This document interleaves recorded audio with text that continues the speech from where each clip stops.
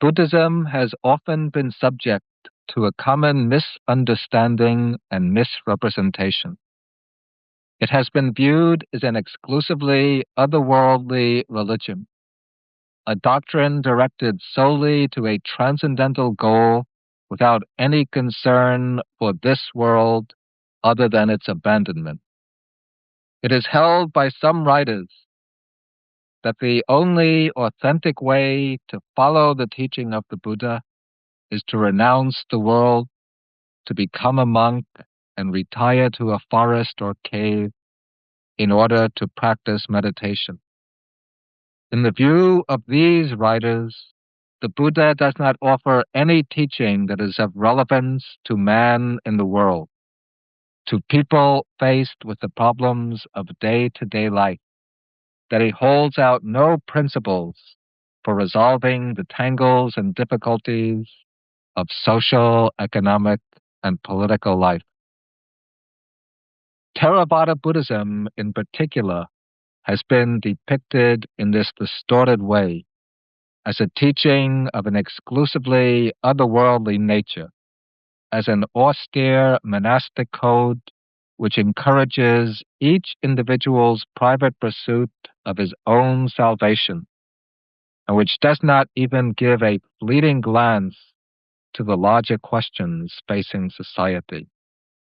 Now, all of these charges, as we said, involve serious misunderstanding and misrepresentation. At the outset, we have to stress that the ultimate aim of the Buddha's teaching is the transcending of the world. On this point, there can be no hedging, compromise, or any need for apologetics. The ultimate aim, the highest aim of the Dhamma, is liberation from the round of birth and death, deliverance from samsara, because all life in samsara, in the world of becoming, is incomplete and unsatisfactory. It is all impermanent. It all involves suffering. It is without any substantial basis. But though the Buddha teaches that the transcendence of the world is the ultimate goal, he treats this goal in perspective, in relation to the totality of human life. For every aspect of human life is connected in some way to the other aspects. No aspect can be treated in isolation from the whole. Life in the world is not opposed to or unrelated to our spiritual quest, but it can become part of the path which leads to the achievement of deliverance. The Dhamma has two aspects, two dimensions, a dimension of depth and a dimension of breadth. In its dimension of depth, the Dhamma leads to the overcoming of the world. But in its dimension of breadth, of wideness, of extensiveness, it embraces all facets of human existence. And it shows how all these different sides of human life can become transformed, elevated, and ennobled, absorbed into the comprehensive path leading to liberation. We see both of these aspects illustrated in the life of the Buddha himself. Prior to his own quest for enlightenment, the future Buddha renounced the household life, the palace, and he went forth into homelessness to become a wanderer, a seeker of wisdom in the forest. And this move on his part teaches an important lesson. It teaches that renunciation and detachment from the concerns of the world at a certain point becomes an essential element of the path. aimed at deliverance. And since the Buddha was a family man with wife and child, and a prince who is destined to lead the country, this act of renunciation on his part teaches an important lesson. It teaches us that the quest for enlightenment has priority over all mundane social and political claims, that it is the paramount duty of man to seek his wisdom and freedom, and nothing can obstruct him from achieving the same. However, the life of the Buddha teaches us more. For after he reached his enlightenment, the Buddha did not keep his teaching to himself.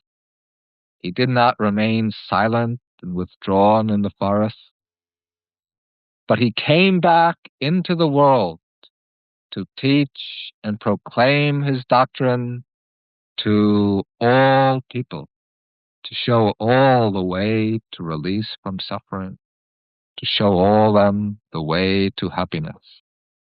And in the course of his teaching mission, the Buddha associated with people from all walks of life. In his own words, he said, "Very often I dwell surrounded by monks and nuns, by laymen and laywomen. I live surrounded by kings and princes, by businessmen and merchants, Brahmins and recluses." He claimed that he lived and worked for the welfare of the entire world. To show the relevance of his mission, the Buddha says of himself in one sutta, in the Anguttara Nikaya, he says that if one could say of any one single person that he is born in the world and lives for the welfare of the many folk, for the happiness of the many folk, out of compassion for the world, for the good of all the world, it is of him, the Buddha, rightly speaking, that one could say this. And of course, since the Buddha is free from all pride and conceit, the statement has to be taken as completely objective, not a boastful utterance on his part. Then, to show the relevance of his teaching to people from all walks of life, the Buddha says, "If my teaching could only be practiced by monks and nuns, but couldn't be practiced by laymen and laywomen, then my teaching would be defective in these two respects. It would be an imperfect doctrine for the reason that it couldn't be practiced by laymen and laywomen." But then he adds, "Because my doctrine can be practiced by all, by monks, by nuns, by laymen, by laywomen, therefore it is a completely perfect and pure doctrine." Now, the teaching of the Buddha is said to lead to three types of benefit. That is, it leads to benefit in this present life, to benefit in future lives, and it leads to the ultimate benefit, the ultimate good of human existence. The first or most elementary benefit of the Dhamma is called the present life benefit, or welfare and happiness here and now. In Pali, Ditta Dhamma Sukha Hita. This is the good, the welfare of men and women living in the world. The Dhamma is intended to promote this good, to promote economic, political, and social justice, to promote personal well-being, happiness, and peace of mind right here and now, to conduce to friendly and harmonious relations between people. Then, at the second level, as the second good, the Dhamma conduces to future benefit. That is, to our benefit in future lives, because it shows us the way we can cultivate our karma, our actions of body, speech, and mind, so that as long as we are going to remain in samsara, we will be able to advance through our future lives, taking favorable forms of rebirth, forms that will aid us in our quest for final liberation. This benefit is called samparayika sukhahita. That is the good, the happiness, and welfare pertaining to the future. The third and highest benefit of the Dhamma, this is called the paramatta sukhahita.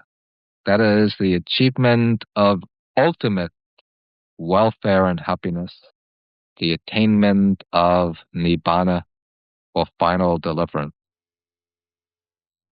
Now, to give a fully adequate account of the Buddha's teaching, these three aspects or benefits have to be included, brought together.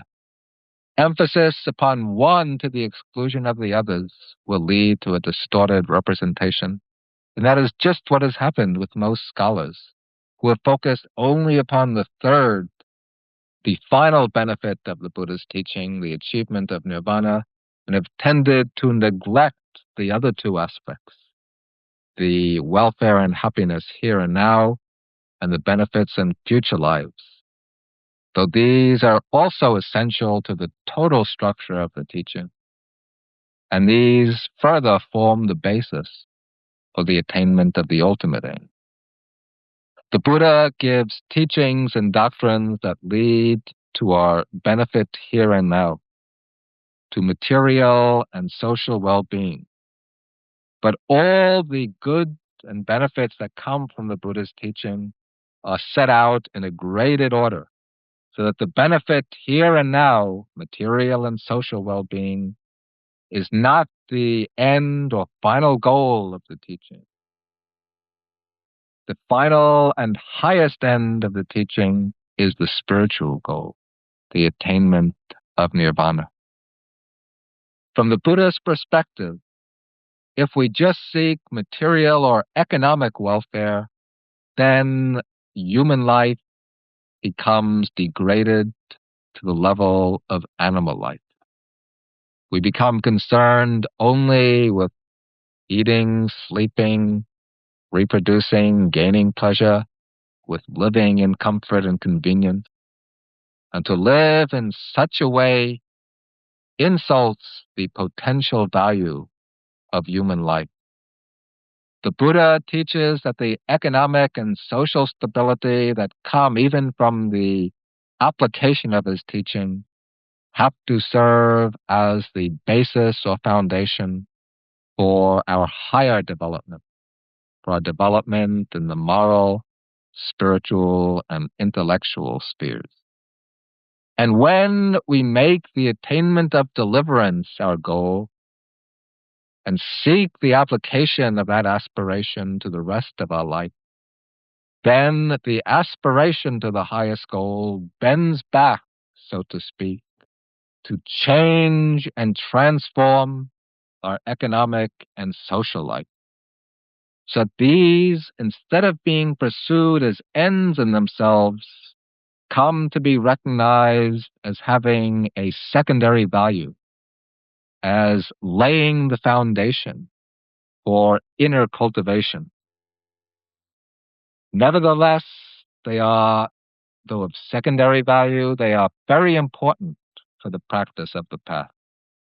Since if we live in a society and culture which denigrates spiritual values, which rejects any claim of human life to moral dignity and worth, then it becomes very difficult, perhaps even impossible, for a person to develop along the Noble Eightfold Path. To be able to practice the Dhamma properly, what is required is a secure material foundation, a peaceful and beneficent government, a free society which allows opportunities for spiritual exploration, and practice. Thus, we see these two aspects to be mutually supporting. Material well-being provides the support for spiritual development, and the pursuit of the spiritual goal determines the form of the social order. Now, in order to further appreciate the social application of the Buddha's doctrine, we have to be aware that there are two basic concerns which the practitioner has to apply to his practice. That is the concern for his own good and concern for the good of others. Theravada Buddhism sometimes has been portrayed as a self-centered doctrine, a doctrine which instructs us to seek our own well-being without any concern for the well-being of others. But if we go back to the earliest Buddhist texts, to the Pali Canon, we'll see that the Buddha often teaches that there are two types of good we have to take into account. Two types of benefit. Our own benefit and the benefit of others. For example, the Buddha teaches his own son, Rahula. He says, Rahula, before you act, before you speak, you should stop and reflect. You should ask yourself, will this action of mine lead to any harm to myself, or any harm to others, or any harm to both? If this is the case, you should avoid this action. But if you know when you reflect that this action will lead to my own true benefit, or to the benefit of others, or to the benefit of both, then you should perform that action. Again and again, the Buddha teaches, you should always reflect before acting, while acting, and even after acting. Reflect on one's own benefit and the benefit of others. These two ends both justify action, both must be balanced and taken into account. And the same insistence on a balance of self-regarding and altruistic motives comes through in another statement of the Buddha. In one sutta in the Anguttara Nikaya, the Buddha says that there are four types of people found in the world. There is the person who is concerned neither with his own good nor the good of others. This person, the Buddha says, is the worst one of them all. He is like a stick which on one side is burning and blazing with fire, on the other side it's smeared with filth. So you don't want to grab hold of the stick on either side. If you take hold of the left side, you'll get burnt. If you take hold of the right side, then you'll get dirty. That is like the person who is not concerned either with his own good or with the good of others. Then there is the person who is concerned with the good of others, but not with his own good. And third, the person who is concerned with his own good, but not with the good of others. These two are in the middle. Then finally, there is the person who is concerned both with his own good and the good of others. This person, the Buddha says, this fourth one, this is the best, the highest, the chief, and the most excellent. This person, the Buddha says, is like purified cream of ghee. That is, to get cream of ghee, you begin with milk, then you turn the milk into butter. From butter, you extract the ghee. When you purify the ghee further, then you get something called cream of ghee, which is supposed to be very delicious, very expensive also. And this fourth person, the Buddha says, this person is like the cream of ghee. But the Buddha also says that the concern for the welfare of others also has to be tempered by the recognition that we can only benefit others truly to the extent that we have benefited ourselves. In order to be able to help and assist others effectively, we first have to establish ourselves on firm ground. A man who's stuck himself in the mud cannot help another get out of the mud. If he tries to do so, both will be stuck and both will sink down. In order to help somebody out of the mud, we have to be on firm ground ourselves. We have to be ourselves safe and secure. So therefore, to help and to benefit others in a true way, we have to seek our own true benefit as well by developing within ourselves the pure, high spiritual qualities which will enable us to benefit others. Now, the particular applications of Buddhist social thought have firm roots in the doctrines of Buddhism. And to understand these social applications, we should see the way they arise out of their foundation in the Buddhist doctrine itself. And the primary concept for understanding the social thought of Buddhism is the same concept which lies at the base of the entire Buddhist doctrine. That is the concept of Dhamma. The word Dhamma, as we've explained, means that which upholds, that which sustains. In its broadest sense in Buddhism, it signifies the cosmic law which supports all phenomena, the law of dependent origination, paticca samuppada. It covers also the law of the Four Noble Truths, the three characteristics of existence, and all the other particular ramifications of Buddhist doctrine. The concept of Dhamma also has an ethical dimension. In its ethical dimension, it is the law of righteousness, the principle of virtue, of moral truth. Dhamma here is the moral law which protects us, which upholds us, which safeguards us against spiritual degeneration, from the fall into lower states of existence, and from the fall into samsara. It is the path of mundane spiritual development and the supramundane path which leads out of the round of birth and death. So the word Dhamma combines these two ideas, the philosophical idea and the ethical idea. It fuses them together into this one law of reality and virtue.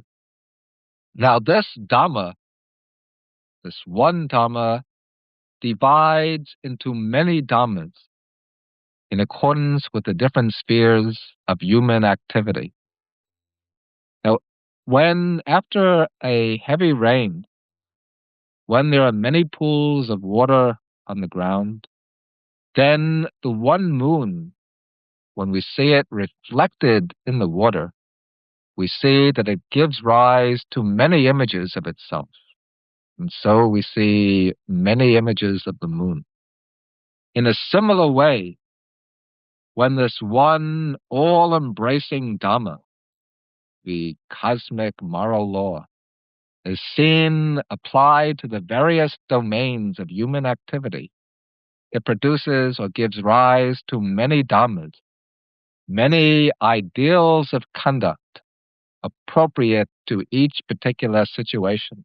Thus, for example, there is the Dhamma of the monk, that is, the various ideal practices which the monk should undertake. There is the Dhamma for householders, the ideal way of conduct for a householder. The Dhamma for a father or for a mother, for a wife, for a husband, for members of the various social classes, and so on. Each type of individual has its own Dhamma. And to follow one's own particular Dhamma is to live in harmony with the universal Dhamma, the law of righteousness and truth. And it is out of this concept of universal Dhamma, that all the particular duties and obligations of each individual in all aspects of social life derive. As we go on, we shall see particular applications of this concept of Dhamma to the different domains of human life and to the different types of human relationship. Another foundation for Buddhist social thought is the Four Noble Truths themselves, especially the second noble truth, that craving and the other defilements are the origin of suffering.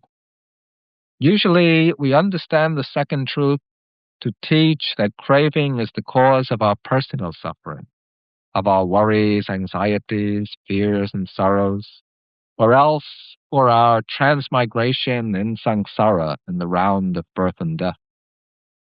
But in some suttas, the Buddha also explains that the same craving becomes the source of suffering and misery in our social existence.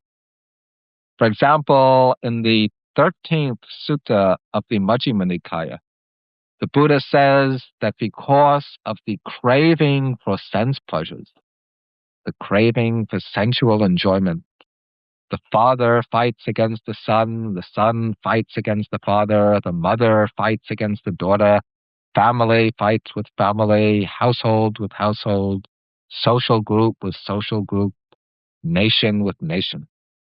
He says that because of the desire and attachment for pleasures and for wealth, men put on armor, they take up their swords, they prepare their weapons, they go into battle, they fight each other and destroy each other and they kill each other. All of this, the Buddha says, comes about because of the craving for sense enjoyment. And unfortunately, it seems the modern world, to a large degree, bears ample testimony to this. Again, in the 15th sutta of the Digha Nikaya, the Buddha gives an interesting variation on the formula for dependent arising, paticca samuppada. After he has explained dependent arising all the way down to craving, he then declares that in dependence on craving, there arises search, that is, searching for objects of craving. In dependence on search, there arises acquisition, that is, you acquire the objects of craving. Then, in dependence on acquisition, there comes discrimination. You form the notion, this is mine, not yours. That's yours, not mine. Then because of discrimination, there comes attachment and desire. One becomes attached to one's own possessions and desires the possessions of others. Then, in dependence on desire, clinging, possessiveness, and selfishness arise. Because of selfishness, there comes the sense of protectiveness, the kind of paranoia that makes you feel you have to protect your own possession from the encroachment of others. Then, the Buddha says, in dependence on this sense of protectiveness, men take up their clubs, they take up their swords, they become involved in wrangling, quarrels, disputes, and false accusations, in all sorts of unwholesome states. All of these the Buddha traces to their root in craving. And he says that if craving is eliminated, then all of these will be eliminated. Thus, all these social problems come from the basic cause of craving. The doctrine of egolessness, anatta, also implies certain principles of social ethics. Buddhism teaches that the idea of self is the root of suffering, since it lies at the base of all the selfish emotions and defilements which cause suffering. Therefore, to get free from this trouble, from the social turmoil that comes from the defilements, we have to uproot the sense of selfhood. And we uproot the sense of selfhood by beginning to act in ways which contribute to diminishing the grip of the self idea. Ultimately, the eradication of selfhood has to come about through wisdom, the wisdom that arises out of meditation. But meditation cannot be sealed off in a compartment of its own, separate from the rest of our life. True wisdom doesn't arise while we are living outwardly in a selfish manner, dominated by all sorts of selfish desires. To generate wisdom in meditation, we have to begin in little ways in our outward life by cultivating pure and selfless actions of body and of speech, by giving, by observing precepts, by helping and assisting others, and so forth. Then all of these little acts will build up a momentum that will diminish the inner clinging to selfhood and provide the foundation for wisdom to arise, the wisdom of selflessness that directly and intuitively realizes the absence of selfhood in all things. Still, another foundation for the social ethic of Buddhism lies in four high spiritual states to be developed in meditation. These states are called the Brahma Viharas, that is, the sublime states or the divine dwelling. The word Brahma means divine or supreme. The word Vihara, a dwelling place. The four sublime states, the four Brahma Viharas, are loving kindness, compassion, sympathetic joy, and equanimity. The first, loving kindness, that is, in Pali, metta. And this is the wish for the welfare and happiness of others. As an ethical attitude and a meditative state, it is to be developed to an immeasurable extent until it embraces all living beings, enfolding all living beings in infinite loving kindness, the wish for their welfare and happiness. The second Brahmavihara is compassion. Whereas loving kindness is the wish for the welfare and happiness of others, compassion, or karuna, is the feeling of empathy with others, the quality that makes the heart tremble and shake with the suffering of others. This is the quality which makes us identify with others and feel their suffering as if it were our own. And when compassion works on us, then it arouses the desire to relieve and alleviate the suffering of others, to take away their misery and the causes of their misery. And like metta, this quality of compassion, of karuna, is to be extended immeasurably to all beings. The third divine dwelling is sympathetic joy, mudita. Mudita is the quality of rejoicing in the happiness and good fortune of others. This quality tends to remove envy and jealousy and to arouse joy over the fortune of others. Then the fourth Brahmavihara is equanimity. This is the attitude of impartial neutrality, the equality of mind that is extended towards all beings. Normally, we tend to favor those we like and to dislike those who threaten us or disturb us. But when we develop upekkha, equanimity, then we cultivate a mind which does not discriminate between the close and the distant, but which looks with equal friendliness upon everyone, those who are agreeable to us and those who are hostile to us. So one with equanimity can look upon all beings without discrimination. These are four ethical attitudes to be developed first in meditation, but which can reach expression in concrete action in the social, economic, and political spheres. So far, we've explained the foundations of Buddhist social thought. Now we'll discuss the applications of these principles to different areas of social concern. We'll take first the Buddha's teachings on economics. Now, some modern schools of thought, like Marxism, regard the economic domain as the primary determinant of social existence and dismiss everything else beyond that as mere superstructure, a secondary overlay on top of the material condition. Contrary to this view, the Buddha recognized that there are many interdependent spheres of human activity.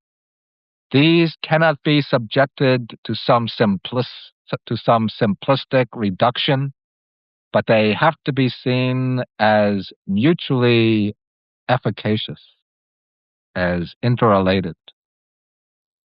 The Buddha took note of the importance of economics to human life, and he held that if people are to be capable of personal and spiritual progress, the economic foundation has to be secure.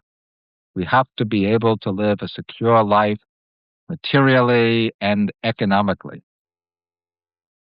In one sutta, the 26th sutta of the Digha Nikaya, the Buddha shows clearly how poverty can become a cause of social chaos and deterioration. He explains that in the distant past, there were many virtuous kings who reigned over a happy and prosperous kingdom, and these kings provided for the welfare of their subjects by giving them all sorts of material and economic assistance. After several generations, one king arose in this lineage who neglected to take care of his subjects materially. He fulfilled all of his other royal duties, but he failed to give his people wealth when they were poor. As a result, poverty became widespread in the kingdom. Because of this poverty, people began to steal. Then the king, in order to counteract theft and robbery, he instituted punishment for those who stole. He decreed that they would be punished with execution. As a result of this, when people were approached by the royal police, they would lie in order to avoid being arrested, or else they would murder the policemen who came to bring them to court. Then, from this murder and lying, all sorts of social evils broke out until complete chaos ruled in the country. So here we see that in the Buddha's view, the economic order becomes a determinant of the social and moral order. In the story, the king's failure to provide for the welfare of his people led to social disorder.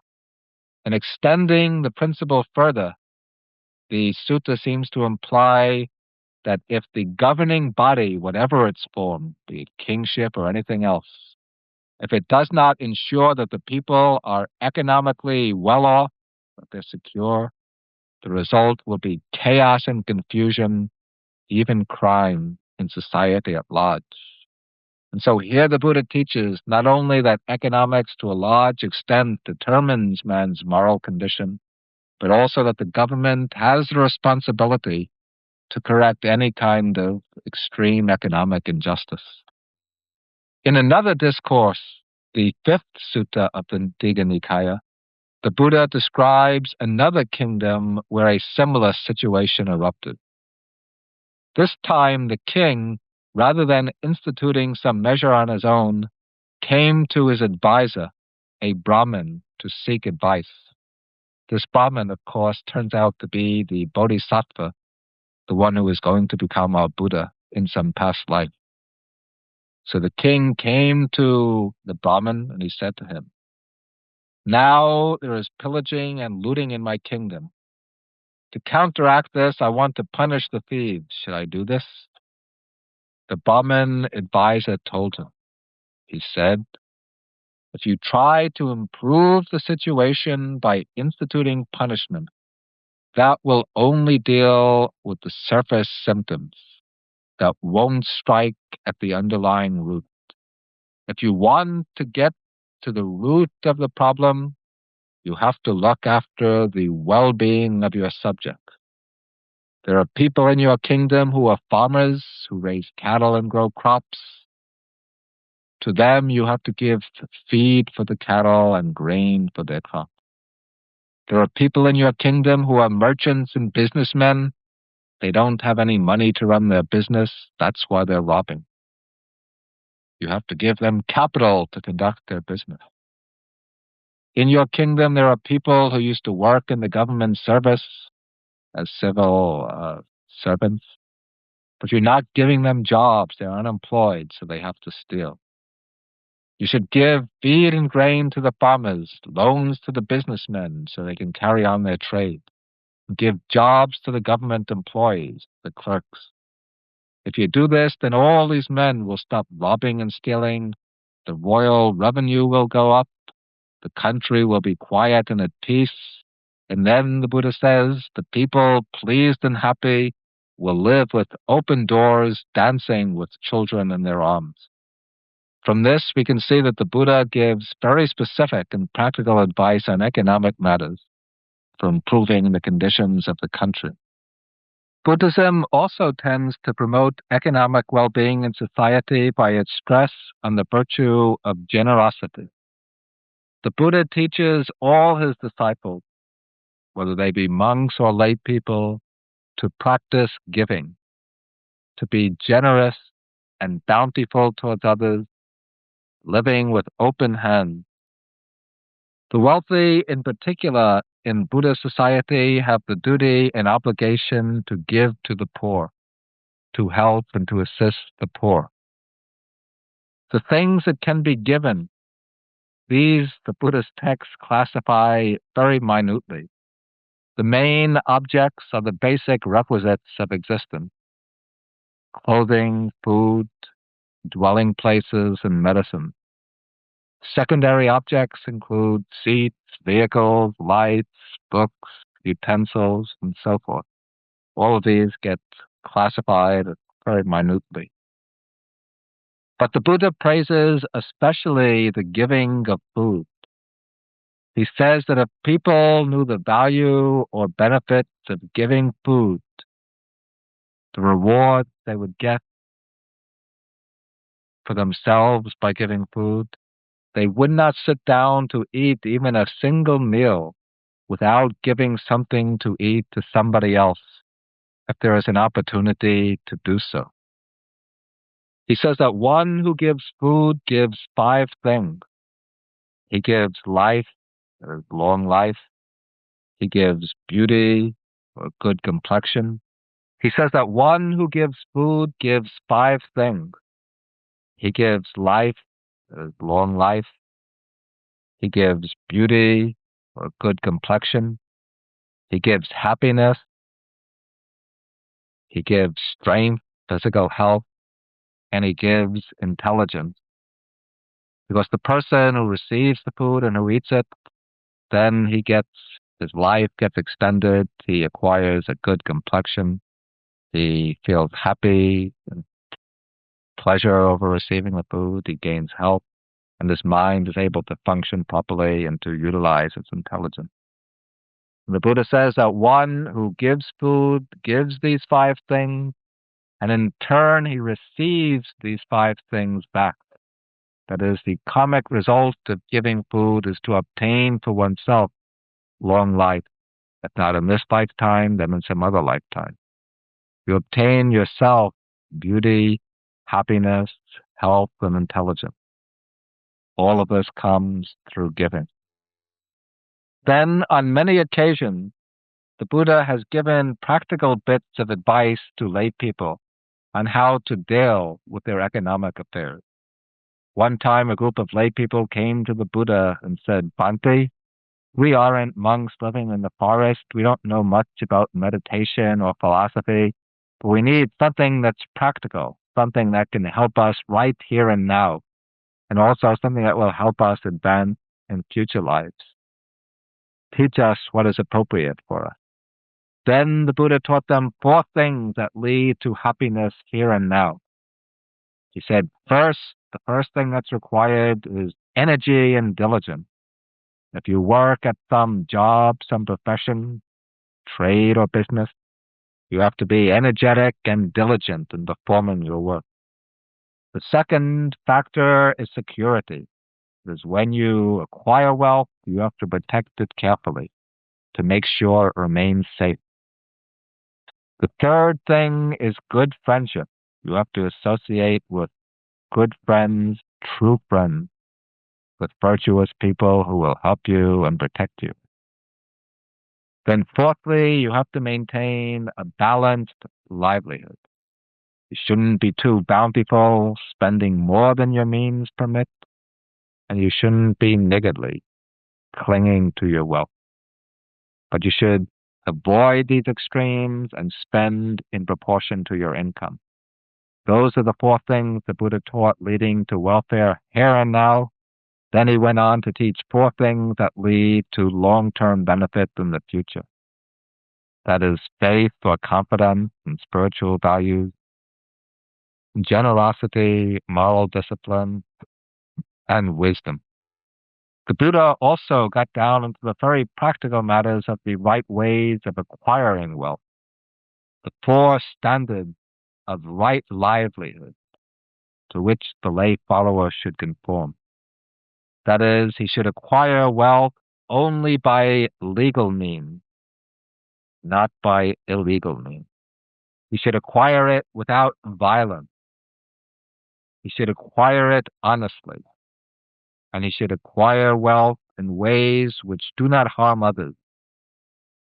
Then, having acquired wealth in these ways, the Buddha went on to teach 5 uses that the lay person should make of his wealth. Firstly, he should use it to provide for his own household, his family, relatives, children, and so on. Secondly, he should use the wealth to make gifts to friends, to entertain them, to give them presents at the holiday season, and so on. Thirdly, he should use wealth to protect and repair his property and his dwelling. Fourth, he should pay taxes and make the oblations to the deities. And fifth, he should use wealth to offer alms and requisite to the monks and Brahmins. This deals with some of the aspects of the Buddha's economic teaching. Now coming to the specific social teachings of the Buddha, the teachings that are designed for molding and transforming society.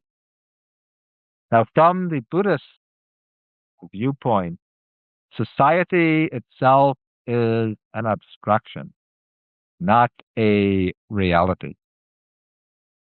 Society is a collective whole made up of individuals, and the quality of society reflects the individuals who compose it. If the individuals are corrupt, the society will be corrupt. If the individuals are noble and pure, the society will be noble and pure. Since society merely reflects its individual members, the Buddha aimed at transforming society by giving individuals new standards of conduct, new ideals and patterns of behavior which would elevate and transform their conduct. Then changes in the social order would follow as a matter of course. There are various codes of conduct taught by the Buddha which fulfill this requirement. These codes were designed originally for individual observance, but when put into practice, they bring about far-reaching changes in the social order. Some instances we might mention are the 5 precepts: to abstain from killing, from stealing, from sexual misconduct, from false speech, and from intoxication. Though these lines of conduct help improve our individual conduct, but when they're observed by many people throughout the society, then they purify and elevate the society. Similar considerations apply to the 10 courses of wholesome action, 10 bases of merit, the Noble Eightfold Path, and so forth. Now, the unit of society upon which the Buddha places the greatest emphasis is the family. The Buddha regards the family as especially important because the family is the intermediary between the individual and society as a whole. It is in the family that the individual receives his basic training. It is here that he learns the ideals and standards that will govern his conduct for the rest of his life. And therefore, sound relationships have to be established between the members of the family in order for those who are raised in that family to become responsible members of society. The Buddha deals with family relations generally under two headings, the relation of husband and wife and the relation of parents and children. Regarding the first, he holds that the husband and wife have certain reciprocal duties which they should perform. These are given on the supplementary sheet for this lecture. It's one of the mutual duties of the different relations in society. So these can be obtained by consulting that sheet. They don't have to be mentioned here. The Buddha, however, it should be said, emphasizes that marriage is not only a means to economic security, to companionship, or to sensual gratification. While all of these might enter into the marriage relationship, they do not exhaust it. Ideally, the relationship of marriage should promote the moral and spiritual development of both husband and wife. Therefore, the husband and wife, while performing their respective duties to each other, they should be generous towards others. They should observe the precepts, avoiding wrong action. They should support religious teachers, the monk, the sangha, and also they should cultivate their own spiritual practice. Then with regard to the relation of parents and children, the Buddha emphasizes the reciprocal obligations of both. The parents have the duty to educate their children, to bring them up properly, to steer them away from wrong, to guide them towards what's right. These duties are set out on the sheet. The children also have duties to their parents, to respect their parents and to attend to their needs.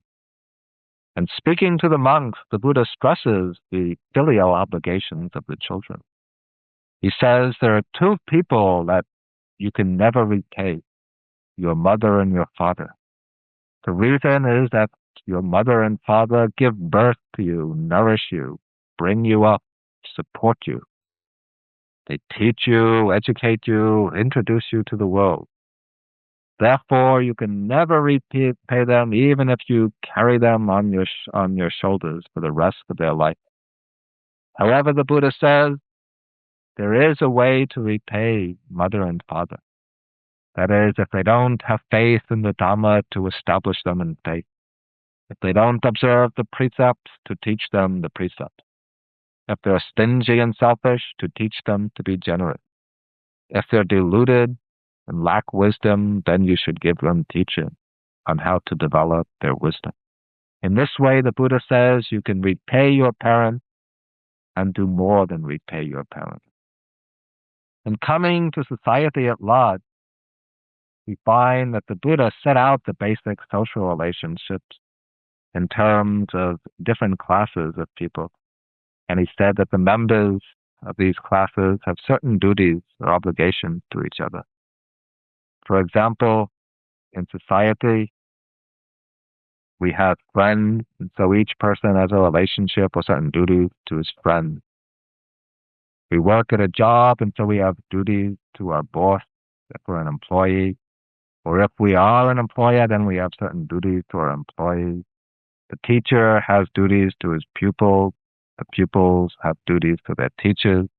The lay people have duties to the monks, to the sangha, and the monks have duties to the lay people.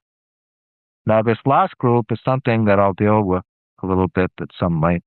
That is the relation of monks and householders in a Buddhist society.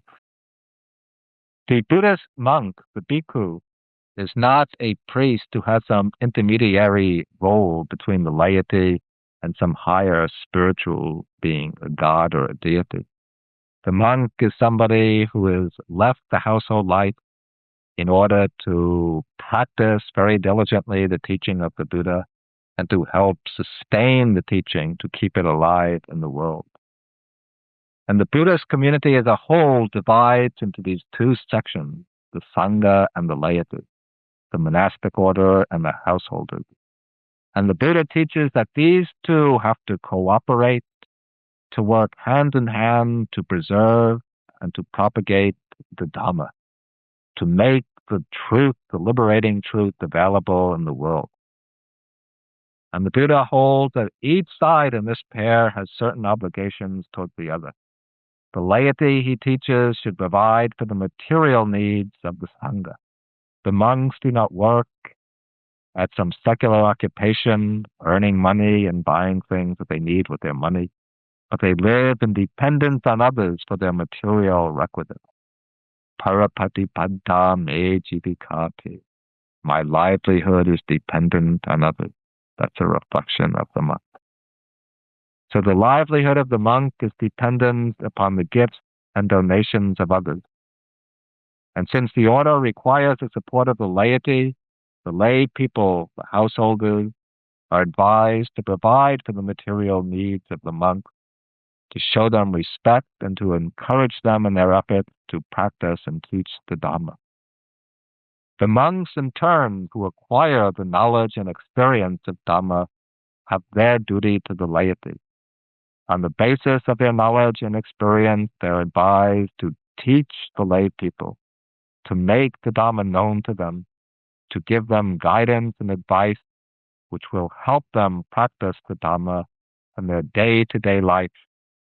And also the monks have the duty to give the lay people opportunities for more intensive practice, as an undertaking, meditation retreat, and so forth. The Buddha says that the two divisions of the Buddhist community, the monks and the laity, should help each other and assist each other, so that in this way both will be able to cross the flood of samsara and reach the safe shore of Nibbana. Now we come to the political teachings of the Buddha.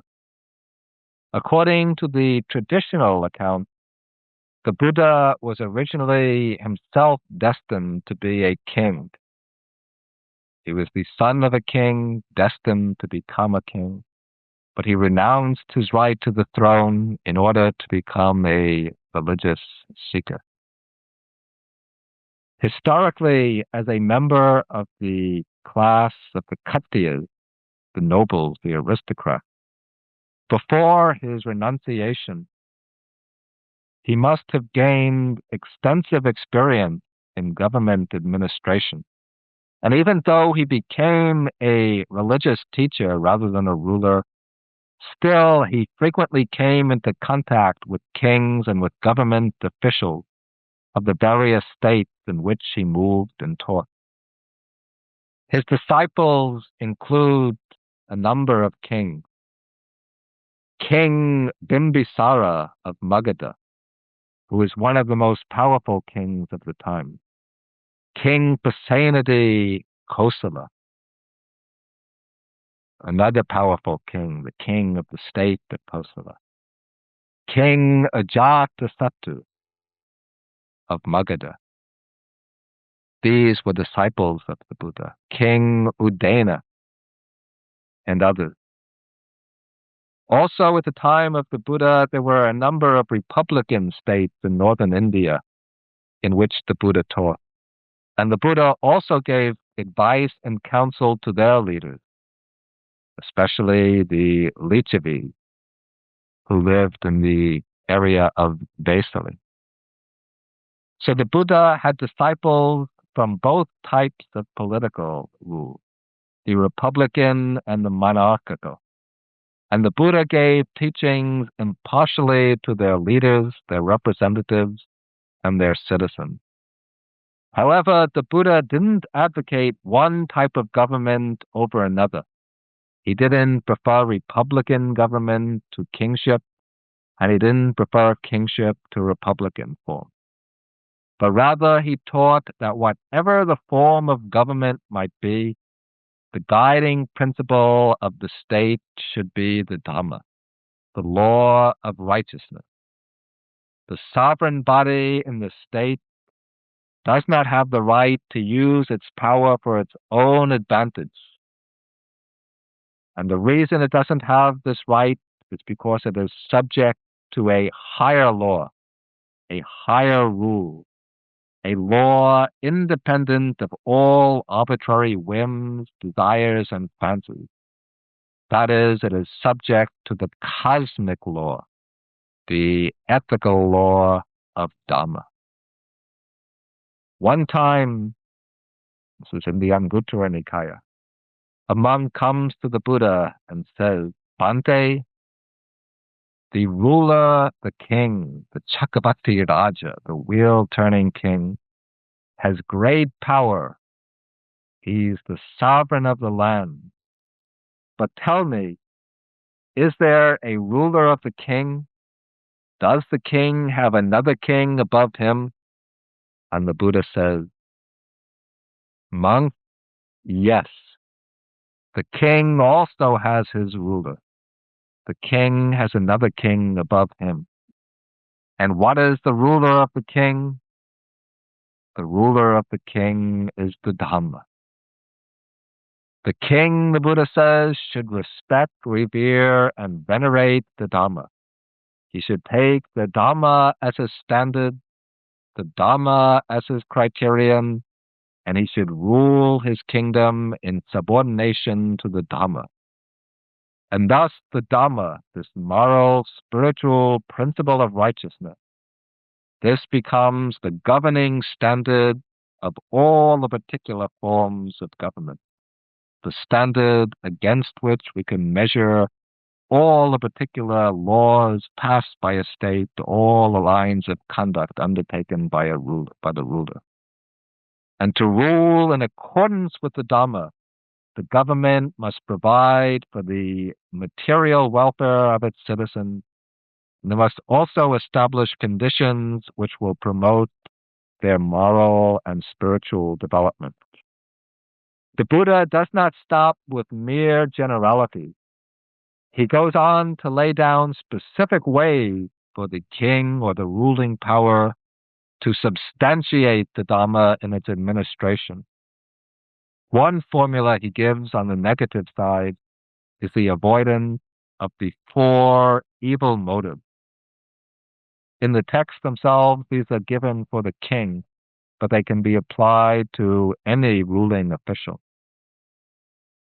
The four evil motives that are to be avoided are firstly partiality or favoritism, showing attachment to certain people or ideas.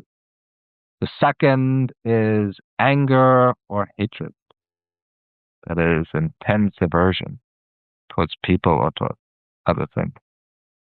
The third evil motive is delusion, to be confused, stupid, and dull-minded. And the fourth evil motive is fear, to act out of fear and timidity. On the positive side, Buddhism teaches that the government, especially the king, should observe 10 standards, which are called the 10 royal virtues, the Dasa Raja Dhamma. These are often referred to in the Jataka tales, the stories of the Buddha's past life. First of all, the king should be generous, should be ready to distribute the wealth of the kingdom to the people, to make sure that everybody is able to acquire the basic necessities of life, that nobody has to be hungry or be deprived of a dwelling place, clothing, and so on. Secondly, the king or the ruler should be well disciplined in his conduct. He should observe the five precepts: not to kill, steal, commit adultery, lie, or drink intoxicants. Third is the virtue of self-sacrifice. The ruler should be ready to sacrifice himself for the good of the kingdom, ready to give up everything for the benefit of his subjects, even his own life. And the Jataka stories give us an interesting illustration of this virtue. In one story, we meet a monkey king. This is the Bodhisattva, the future Buddha. This monkey king has to look after the welfare of his troop of monkeys, take care of them and rule them. And once, when they were in danger, they have to flee through the forest. And they have to pass over a number of trees. But they reach a certain point where there's a gap or a gulf between one tree and another. And so the monkey king lays down on one tree. He grasps the tree with his feet. Then he leans over and he grasps the tree on the other side with his arm, with his hand. And he makes a bridge out of his body so that all the monkeys could cross over to safety. But as a result of this brave act on his part, his back gets broken. And at the time that this is happening, there's a human king down below passing through the forest. And he watches this event. He witnesses the great, noble, courageous act of the monkey king. And when he sees that the monkey king has been ready to give up his life for the safety of his fellow monkeys, when the monkey king falls out of the trees, falls down to the ground, the human king comes over to him and asks him why he did this.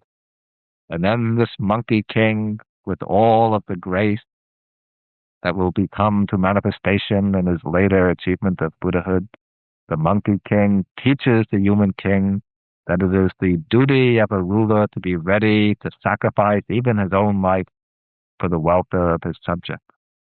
And thus, a human king learns the proper duty of a ruler from a monkey king.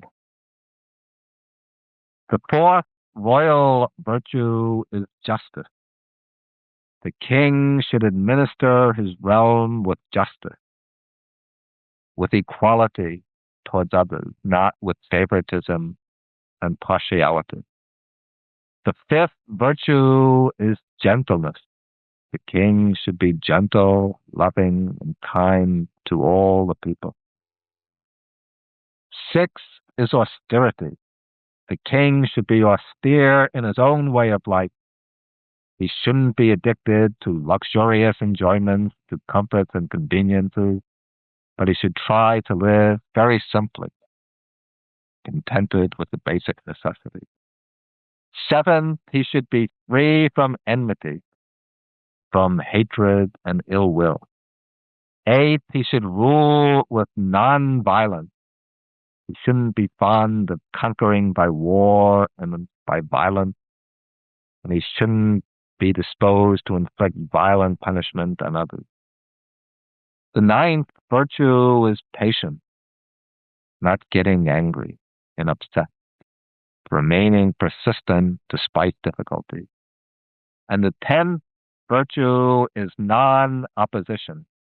That is, the king should not oppose the will of the people, but he should always follow their will when it accords with what is right. Those are the 10 royal duties of the ruler. The Buddha also gives in the suttas, he mentions 4, what are called the 4 bases of popularity. These are already contained in at least implicitly in the 10 royal duties, but we'll just mention them for the sake of completeness.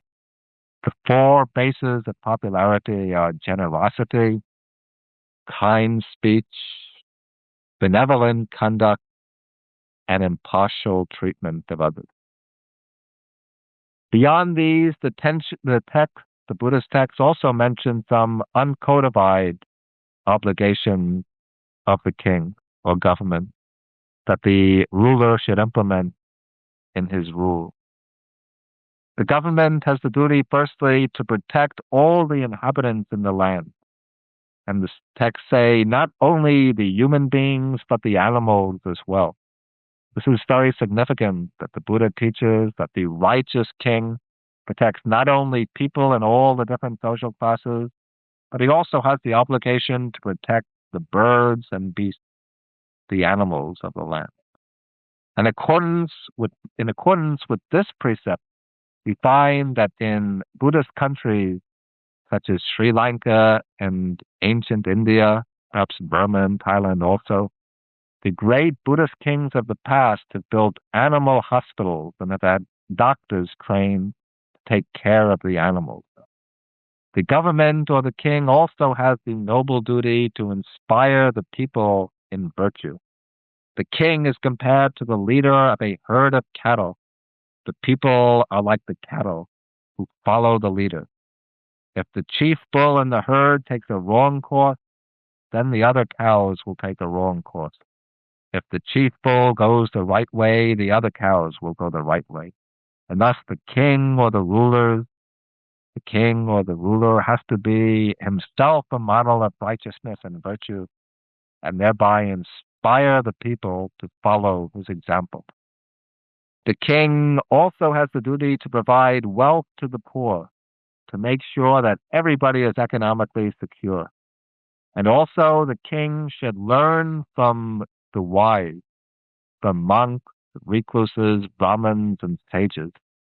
He should not be proud and arrogant because of his high position, but he should turn to sages for advice and guidance, especially to those monks who are distinguished by their learning, by their piety and wisdom.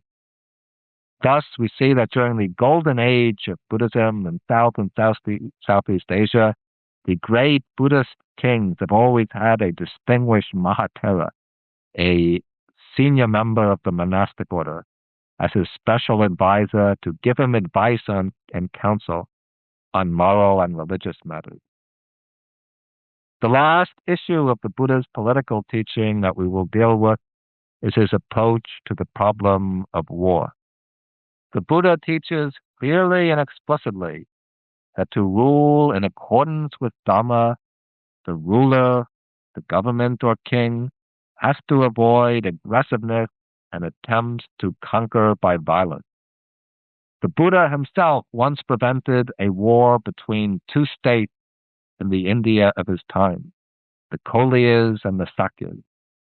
These two lands were divided by a river, the river Rohini, and both wanted to divert the river for their own use. Because of this conflict over the use of the river, the two sides became hostile to one another, and they were prepared to go into battle to fight to take possession of the river. The armies were lined up on opposite sides of the river, and the Buddha learned about this. And both of these people were his own kinsmen. He himself was a Sakya, born in the Sakya land. His mother was a Koliya. And so the Buddha himself was related to people of both sides. When the Buddha learned about the impending conflict, he came onto the scene. He called the leaders into his presence, and then he asked them. He said, "Tell me, what is the value of the water in this river? Is it of very great value?" Both said, "No, the water is really of very little value." Then the Buddha said, "Tell me, what is the value of human blood?" They said, "Oh, the value of human blood is very great. The human blood is precious and priceless. Then the Buddha asked, he said, "Tell me now, both of you, are you ready to shed all of this human blood to slaughter each other just for the sake of the water in this river? Is this a sensible thing to do?" When they were asked this, they said, no, this is absolutely senseless. Thus, they both gave up their weapons, they became friends, and they lived together in peace, sharing the use of the water in the river between them.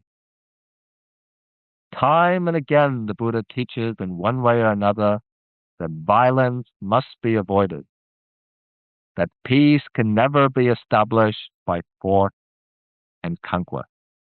The Buddha says that when one side conquers another, the conqueror only breeds resentment in the one who is defeated, while he himself has to live in constant anxiety, worrying that he will be defeated in turn. Neither side really wins the battle. The conqueror also loses, since he can never find happiness, never be free from worry and anxiety through his victory. Peace, the Buddha says, can only be found by stepping outside the vicious circle of conquest and violence. The real conqueror for the Buddha is not the man who conquers other men, other nations, and other societies, but the man who conquers himself. The Buddha said that if there is a warrior who conquers in battle 1,000 men 1,000 times, his conquest is very slight compared with the conquest of a man who conquers one man, namely himself. The man who conquers himself, his desires, cravings, anger, and delusions, he is the supreme victor in battle.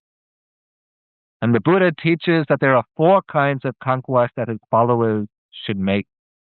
That is, they should conquer the evil person by means of goodness. They should conquer the liar by truth. They should conquer the stingy by giving generously. And they should conquer the hostile man by love and by goodness. For it is only by love, the Buddha teaches, never by hatred and violence, that hatred can be brought to cease. It is only by peace, by patience, by kindness and compassion that the cycle of violence and revenge can be brought to a stop.